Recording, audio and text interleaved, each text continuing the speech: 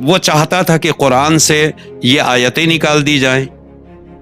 وہ چاہتا تھا کہ قرآن سے یہ آیتیں 26 آیتیں نکال دی جائیں، سپریم کورٹ تک گیا، جہاں تک جا سکتا تھا اپنی ساری حدیں اس نے، اپنی ساری طاقتیں لگائیں، مگر اس نے یہ نہیں سمجھا تھا کہ قرآن کے اندر معجزہ ہے، قرآن معجزہ ہے، قرآن کے اندر طاقت ہے، قرآن طاقت ہے، لہٰذا وہ قرآن سے آیت نکالنا چاہتا تھا، قرآن نے اسے ہی مذہب سے نکال کے باہر کر دیا۔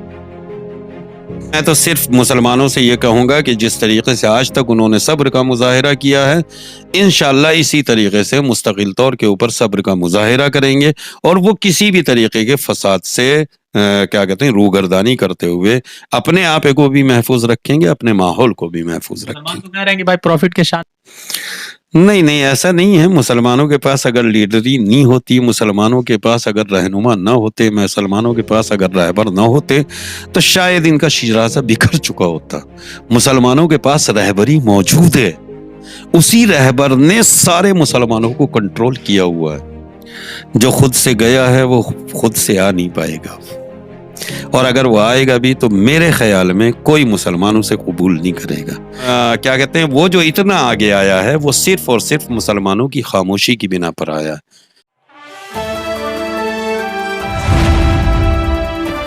دا انڈین خبر، سچ آپ کے سامنے۔ شیعہ کمیونٹی کے ایک بڑے رہنما کے طور پر جو ہے، اور ان کے بڑے تعداد میں ان کی رہنمائی کرتے ہیں، تو کچھ سوال ہے جو آپ کی برادری سے جڑے ہوئے ہیں، کمیونٹی سے جڑا یہ سوال یہ ہے کہ وسیم رضوی، میں چاہ رہا تھا کہ کچھ سوال ہو۔ اس ویکتی نے قرآن کی 26 آیتوں کا کہا کہ اس کو ہٹا دینا چاہیے، پھر اس کے بعد وہ ویکتی جو ہے اسلام چھوڑ کر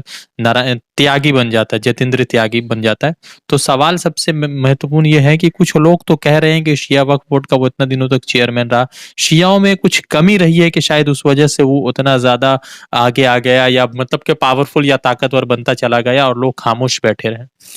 دیکھیے، میں اس کے بارے میں فی الحال کچھ کہنے کی ضرورت تو ہے نہیں، اس لیے کہ جو آلریڈی پہلے ہی سے ایک دوسرا دین، ایک دوسرا مذہب اختیار کر چکا ہے، نہ وہ ہماری کمیٹی کا رہ گیا، بلکہ ہماری کیا، وہ مسلمان ہی نہیں رہ گیا، تو اس کے بارے میں ہمیں بات کرنے کی ضرورت نہیں ہے۔ لیکن جو سوال آپ نے کیا ہے وہ اپنی جگہ کے اوپر بہرحال ہو سکتا ہے، تو میں ایک ہی جملہ کہوں گا، کیا کہتے ہیں، وہ جو اتنا آگے آیا ہے وہ صرف اور صرف مسلمانوں کی خاموشی کی بنا پر آیا ہے۔ چونکہ کیا کہتے ہیں، اس نے دیکھا کہ ہر طریقے سے کسی بھی کمیونٹی سے، مسلمانوں کے کسی بھی فرقے سے کوئی سوال نہیں آ رہا ہے، لہذا سوال نہ آنے کی بنا پر اس کی ہمت بڑھتی چلی گئی، اور آج وہ چاہتا تھا کہ قرآن سے یہ آیتیں نکال دی جائیں، وہ چاہتا تھا کہ قرآن سے یہ آیتیں 26 آیتیں نکال دی جائیں، سپریم کورٹ تک گیا، جہاں تک جا سکتا تھا اپنی ساری حدیں اس نے، اپنی ساری طاقتیں لگائیں، مگر اس نے یہ نہیں سمجھا تھا کہ قرآن کے اندر معجزہ ہے، قرآن معجزہ ہے، قرآن کے اندر طاقت ہے، قرآن طاقت ہے، لہٰذا وہ قرآن سے آیت نکالنا چاہتا تھا، قرآن نے اسے ہی مذہب سے نکال کے باہر کر دیا۔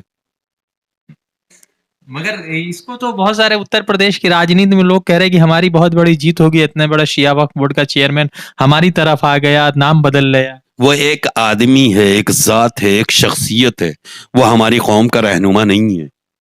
وہ ہماری قوم کا لیڈر نہیں ہے، وہ ہماری قوم کا حاکم نہیں ہے، اکیلی ذات ہے وہ، اس کے گھر والے اس کے ساتھ نہیں ہیں تو قوم کہاں سے ساتھ ہو جائے گی؟ میں تو بس اتنا ہی جانتا ہوں کہ وہ چاہتا تھا کہ قرآن سے آیت نکالے، قرآن نے اس طریقے کا معجزہ، زندہ معجزہ دکھایا کہ اسے ہی اس کے مذہب سے نکال کے باہر کر دیا، جیسے اس سے بڑی بات نہیں ہو سکتی۔ مسلمان رہتے ہوئے اس نے کہہ دیا کہ میں مروں تو نرسنگھانند میری چیتا کو اگنی دے، پھر اس کے بعد کئی طرح کی چیزیں کر رہی ہے۔ پروفٹ صلی اللہ علیہ وسلم کے شان میں بہت ساری ایسی چیزیں چلیں جو بہت گندے طریقے سے پرچے، یعنی کہ غیر مسلم ان شبدوں کا پریوگ نہ کرے، مگر وسیم رضوی نے کیا۔ تو سوال یہ ہے کہ اتنا لیٹ کیوں ہوا؟ آپ لوگوں کی طرف سے کوئی ٹھوس قدم نہیں اٹھایا گیا، ایسا کچھ کہہ سکتے ہیں؟ دیکھیے، وہ مسلمان رہتے ہوئے ہندو نہیں ہوا ہے، یا مسلمان رہتے ہوئے اس نے چتا میں آگ لگانے کو نہیں کہا، اس کی تو کہیں نہ کہیں پیدائشی طور پر ہی اس کے اندر ایک طینت موجود تھی جو ظاہر نہیں ہو رہی تھی، آخر کار ظاہر ہو گئی، جو پتہ نہیں چل رہی تھی آخر کار دکھائی دے گئی۔ لہذا نہیں کہہ سکتے کہ وہ ذاتی طور کے اوپر مثلا مسلمان تھا یا شیعہ تھا، وہ اگر ذاتی طور کے اوپر مسلمان بھی ہوتا تو اتنی کیا کہتے ہیں بےہودگی نہیں کر سکتا تھا کہ آج تک کسی کافر نے واقعاً نبی کے بارے میں اس طریقے کے جملے استعمال نہیں کیے ہیں جس طریقے کے جملے استعمال اس نے کیے ہیں۔ وہ صرف اسی بنا پہ استعمال کیے ہیں کہ وہ اندرونی طور سے کسی بھی حال میں ہم نہیں مانتے کہ وہ مسلمان تھا، وہ تو یعنی فطری طور کے اوپر اسی مذہب کا تھا، اسی مذہب میں چلا گیا،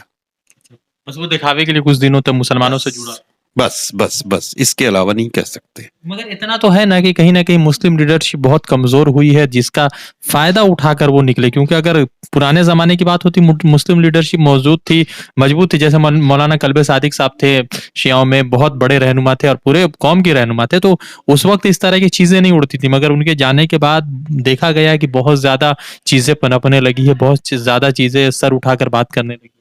دیکھیں کچھ چیزیں ہیں جو اس وقت ماحول کے اندر موجود ہیں اور وہ کسی بھی طریقے سے اس طریقے کی اجازت نہیں دے رہی ہیں۔ کیوں؟ اس لیے کہ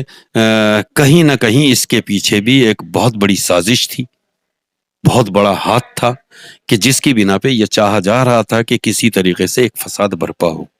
اور کہیں نہ کہیں سارے مسلمان فرقوں کے رہنما یہ سمجھ رہے تھے کہ اگر اس وقت کچھ بھی بولا گیا تو معاملہ بگڑ جائے گا، معاملہ فساد کی طرف چلا جائے گا، لہذا مسلمانوں نے اس وقت ہر چیز کو برداشت کر کے صبر کیا ہے،